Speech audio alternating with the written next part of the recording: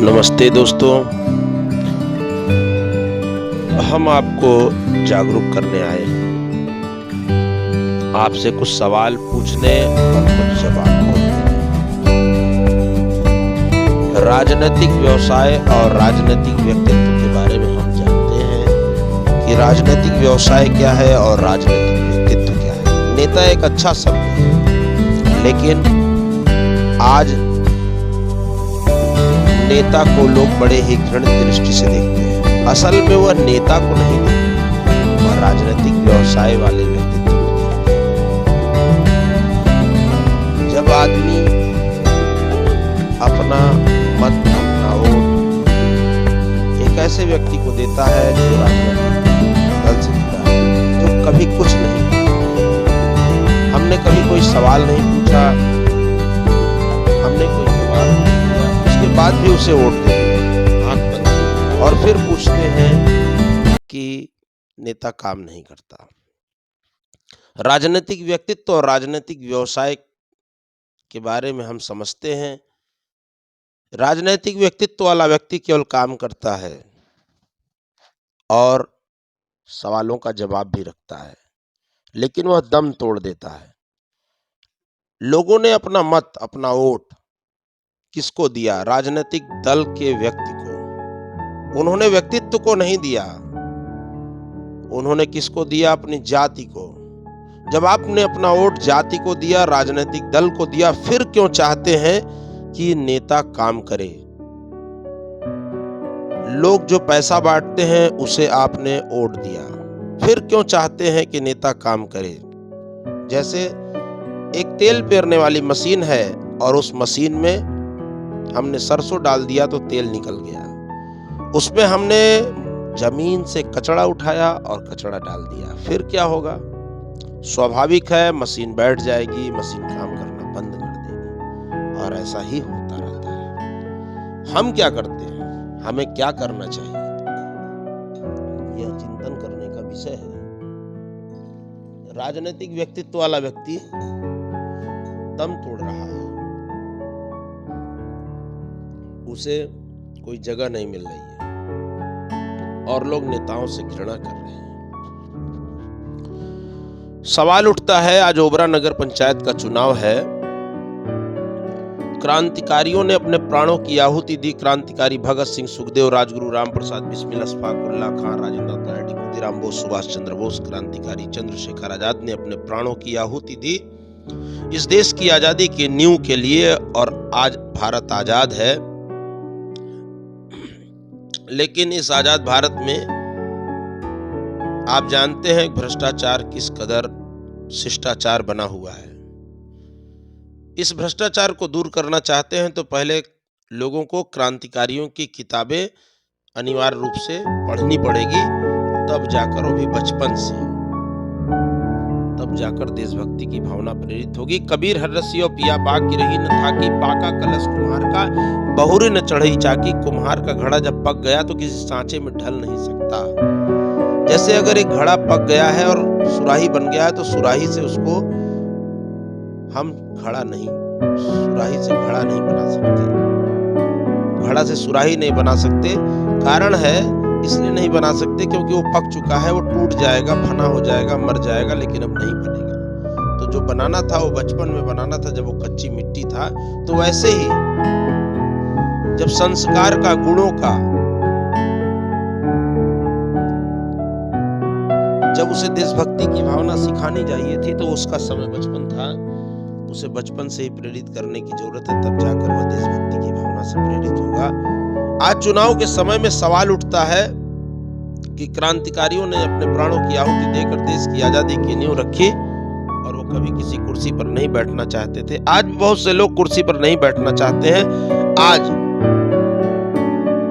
मैं आपका आनंद कुमार उर्फ आनंद पटेल दयालु, जो 19 वर्षों से आप सभी जानते हैं कि लगातार जरूरतमंदों की सेवा में लगा हुआ हूं।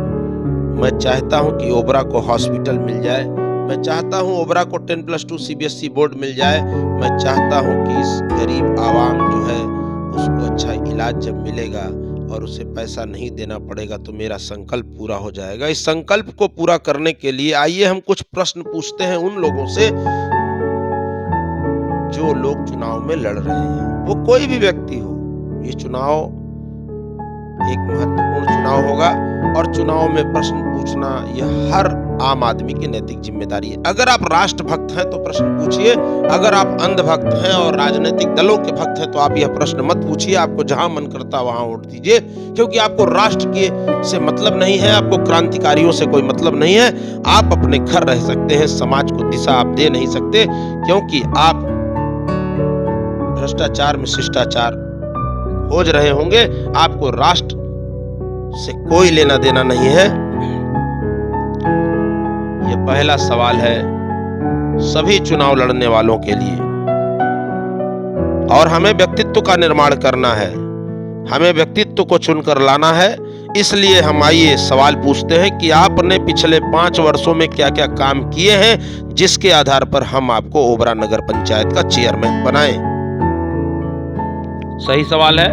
मुझे लगता होगा कि आप लोग सहमत होंगे इस सवाल से। कि फिर से दोहराते हैं कि आपने पिछले 5 वर्षों में क्या क्या काम किए हैं जिसके आधार पर हम आपको ओबरा नगर पंचायत का चेयरमैन बनाएं। दूसरा सवाल है कोरोना काल के विपरीत समय में आप कहां थे जब जनता को वास्तव में नेताओं की जरूरत थी, तो आप कहां थे? यह प्रश्न हर आम आदमी को अपने नेताओं से पूछना चाहिए। ओबरा नगर पंचायत की सबसे बड़ी समस्या विस्तारित क्षेत्र मतलब भलुआ टोला, बिल्ली, न्यू कॉलोनी, श्री राम नगर और आंशिक भाग खरटिया का, उसमें न नियमित रूप से साफ सफाई हो रही थी, न लाइट थी और न कोई टेंडर निकाला जा रहा था। तो आप कहां थे? आपने क्या संघर्ष किया? इन सभी सवालों के जवाब के बिना अगर आप वोट देते हैं तो आप समझ लीजिए कि आप अंधभक्त हैं। आप देश के साथ, समाज के साथ कहीं न कहीं अपने निजी स्वार्थों को ला रहे हैं और उससे देश का भला होने वाला नहीं है। आप राष्ट्रभक्त बनिए, आने वाली पीढ़ी आपको याद करेगी। क्रांतिकारियों ने अपने प्राणों की आहुति देकर देश की आजादी की नींव रखी थी।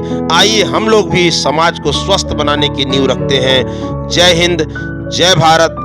और इन सभी सवालों के जवाब को लेकर हम आपके सामने प्रस्तुत होंगे। अब इन सवालों का जवाब हमारे द्वारा किया गया, तो इन सवालों के उत्तर हमारे भी आप सुन लें कि ओबरा नगर पंचायत की विस्तारित क्षेत्रों में रोड, नाली, लाइटों के लिए अनवरत संघर्ष हुआ। 70 बार विरोध प्रदर्शन करना पड़ा और डीएम को 20 बार पत्राचार ज्ञापन और एसडीएम को 25 बार ज्ञापन, ओबरा के अधिशासी अधिकारी को सैकड़ों बार ज्ञापन और मंडलायुक्त को 1 बार ज्ञापन और शासन में 20 बार पत्राचार के माध्यम से माननीय कारागार मंत्री माननीय जय कुमार सिंह जय की, राष्ट्रीय अध्यक्ष अपना दल माननीय अनुप्रिया पटेल जी, माननीय आशीष भैया कैबिनेट मंत्री जी के भरोसे कितनी बार यह पत्राचार आगे बढ़ाया गया, जिसके बदौलत विस्तारित क्षेत्रों में नियमित रूप से साफ सफाई, नियमित रूप से जो लाइटें बंद चल रही थी, कहीं थी ही नहीं, वो लाइटें लगाई गई। उनके संघर्ष और आपके आशीर्वाद के बदौलत ये हुआ, जिसका परिणाम यह है कि आज टेंडर जनवरी के महीने में 2.5 करोड़ रुपए का टेंडर कैंसिल कराया गया और विस्तारित क्षेत्रों में निकलवाया गया 5 करोड़ रुपए का टेंडर। यह आपके आशीर्वाद का कमाल था।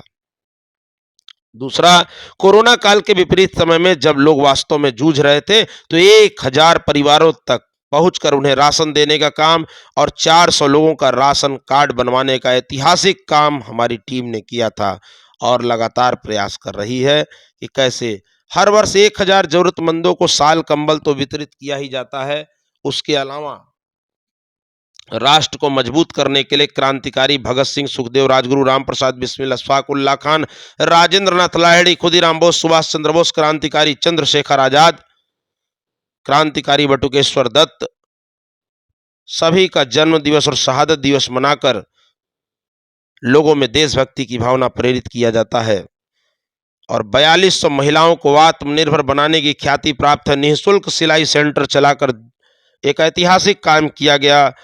जो महिलाएं घरों में दम तोड़ रही थीं, जिनके पास धन नहीं था, जिनका पति दारू पीता था, जिनका पति छोड़ दिया था, जो विधवा हो गई थी, उनके लिए ब्रह्मास्त्र साबित हुआ आत्मनिर्भर बनाओ और बेटी बचाओ का नारा संकल्प के रूप में हम लोगों ने लिया और आज 4200 महिलाओं को आत्मनिर्भर बना दिया। अभी भी महिलाएं सिलाई सीख रही हैं और आने वाले दिनों में बहुत धीरे धीरे ही सही, लेकिन 1 लाख का लक्ष्य हम लोग पूरा करेंगे। सिलाई की दुकान खोलकर महिलाओं को दिया जा रहा है मालिकाना हक। अथक प्रयास से कबाड़ बीनने वाले बच्चे जा रहे हैं स्कूल। दिल्ली रेलवे स्टेशन की झोपड़ी को उखाड़ दिया गया था। वहां पर झोपड़ी के लिए संघर्ष करके झोपड़ी वहीं लगवाया गया। ओबरा के सब्जी विक्रेताओं को वीआईपी रोड से हटा दिया गया। उनके लिए तत्काल संघर्ष करके उन्हें पुनः वीआईपी रोड पर स्थापित कराया गया। जरूरतमंद लोगों को कभी छाता, कभी बच्चों को चप्पल, कभी गरीबों की शादी में अलग अलग तरीके से मदद करने का प्रयास जारी है। मूक बधिर बच्चों को ट्रैक सूट देने का काम किया जाता है। जब कांसीराम आवास के लोगों को ठंड में बाहर निकाल दिया गया था नगर पंचायत के द्वारा, बच्चे ठंड से ठिठुर रहे थे, तो हमारे द्वारा संघर्ष करके कांसीराम आवास में बच्चों को जगह दिलाई गई। और बहुत ही संवेदनशील मामला जो विस्तारित क्षेत्र का था, उसके लिए लगातार लड़ाई लड़ी जा रही है और लड़ाई अपने अंजाम तक पहुंच चुकी है। और ओबरा तापी परियोजना में कार्यरत संविदा कर्मचारियों के लिए आवास आवंटित कराने के लिए संघर्षरत। ओबरा तापी परियोजना के संविदा सफाई कर्मचारियों के लिए ऊर्जा मंत्री से मिलकर उनकी समस्याओं का निराकरण कराया गया। 14 हैंड पाइप गड़वाए गए, चाहे वो बिल्ली का पोखरा हो, बिल्ली रेलवे स्टेशन हो, बिल्ली पोखरा नहीं खरटिया पोखरा, और चाहे वो छोटू यादव जी का भलुआ टोला में हो, चाहे राजू खान जी के यहाँ, चाहे ग्रीन माउंटेन स्कूल, और ऐसे 14 जगहों पर हैंड पाइप गड़वाकर बिना किसी पद पे रहते हुए लगातार आपके बीच में संघर्ष कर रहा है आपका बेटा, आपका भाई, आपका आशीर्वाद का आकांक्षी, आपका आनंद कुमार उपानंद दयालु। राजनीतिक व्यक्तित्व का चुनाव करेंगे तो व्यक्तित्व का निर्माण होगा। राजनीति में व्यवसाय का चुनाव करेंगे तो व्यवसाय का निर्माण होगा। फिर मत कहिएगा कि काम नहीं हो रहा है। आप व्यक्तित्व का निर्माण करेंगे, व्यक्तित्व चुनकर आएगा तो वह काम करेगा। व्यवसाय चुनेंगे। राजनीति में आप व्यवसाय कोई बुरा नहीं है, लेकिन राजनीति व्यवसाय नहीं है। राजनीति में व्यवसाय नहीं करना चाहिए। आप पैसा लगाइए और पैसा निकालिए, गलत है। ये कौन कहेगा सही है? जब से लॉकडाउन आज हुआ है तब से हम लोग मेहनत राजनीति में व्यवसाय हावी हो चुका है। भूखा न रहे। लोग लाखों करोड़ों अरबों रुपए लगा रहे हैं, इन्वेस्टमेंट करते हैं, फिर उसको निकालते हैं तो जनता बीच से गायब हो चुकी होती है। जनता कहती है काम नहीं हो रहा। असल बात यह है कि राजनीतिक व्यक्तित्व का जो व्यक्ति है वो चुनाव जीत कर नहीं जा पाता। वो झूठ नहीं बोलता, फरेब नहीं करता, इसलिए वो जीत नहीं पाता। वो इन्वेस्टमेंट नहीं करता। वो दिन भर लड़ाई लड़ सकता है, संघर्ष कर सकता है, लेकिन वो इन्वेस्टमेंट सेक्टर से बहुत दूर है। बस ये एक जागरूकता अभियान है। आप राष्ट्रभक्त हैं। मैं पूरी उम्मीद करता हूं कि हर व्यक्ति, भारत का हर नागरिक राष्ट्रभक्त है और राष्ट्र के लिए समर्पित है।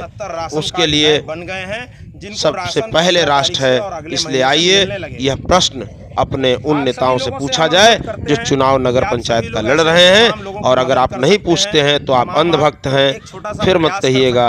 आप कहीं न कहीं देश के लिए काम नहीं कर रहे हैं, आप व्यक्ति के लिए काम कर रहे हैं। और अनाज दे सकता है और राष्ट्र से कोई लेना देना आपका नहीं है और न क्रांतिकारियों से लेना देना है जिन्होंने देश की आजादी की नींव रखी थी। धन्यवाद। मैं बस इतना ही चाहता हूँ कि आप यह प्रश्न जरूर पूछिए, जरूर पूछिए। पुनः एक बार दोहराते हैं उन प्रश्नों को।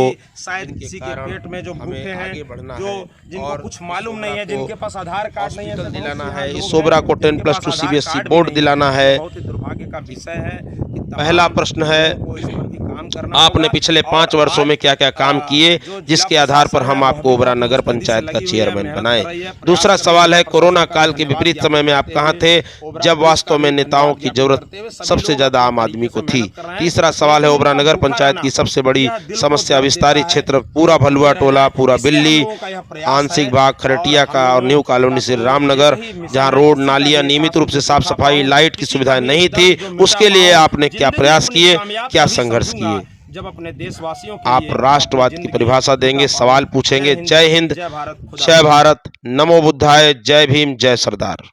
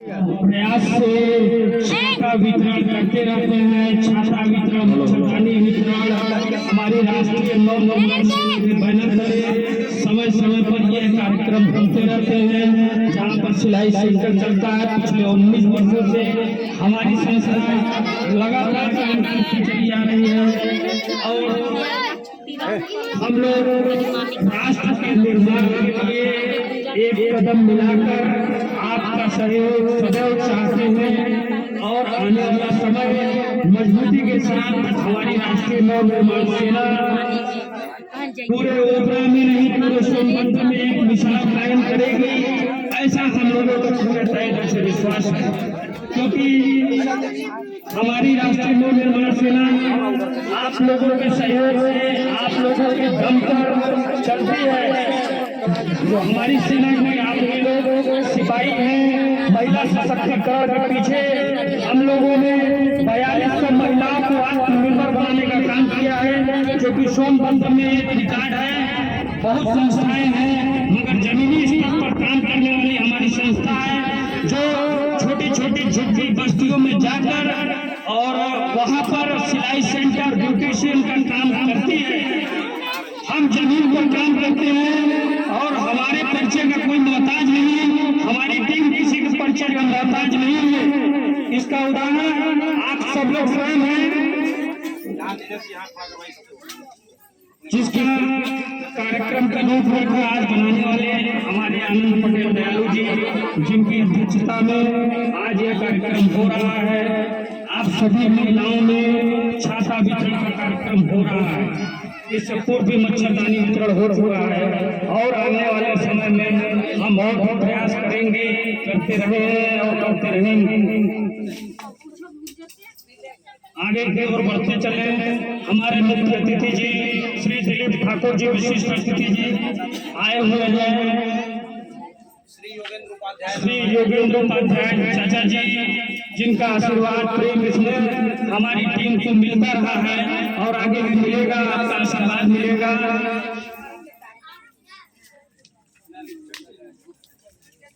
हमारे बड़े पूज्य मूल्य आदरणीय श्री धनराज सिंह चाचा जी, जिनका नाम बड़े ही आदर से सम्मान से लेता है, योग शिक्षक भी हैं और उनके मार्गदर्शक में हम लोग सदैव चलते चले जा रहे हैं। उनका आशीर्वाद हम लोगों को सदैव मिलता रहा है और आगे भी मिलता है।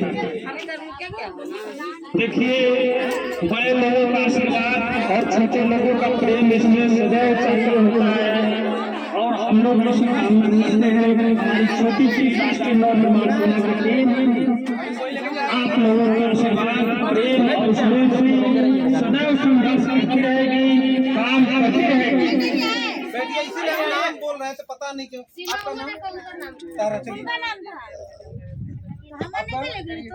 राष्ट्र की एकता और अखंडता बनाए रखने के लिए आपका एक कदम भारत को महान बनाएगा। राष्ट्रीय लोक निर्माण सेना इसी उद्देश्य से काम करती है। हमारी टीम क्रांतिकारी विचारधारा का टीम है। क्रांतिकारियों ने जैसे इस देश को आजादी दिलाने की अपने प्राणों की आहुति दे दी और एक अच्छे राष्ट्र का निर्माण की कल्पना की, हमारी टीम का वही उद्देश्य है। राष्ट्रीय नव निर्माण सेना एक कदम राष्ट्र की ओर और हमें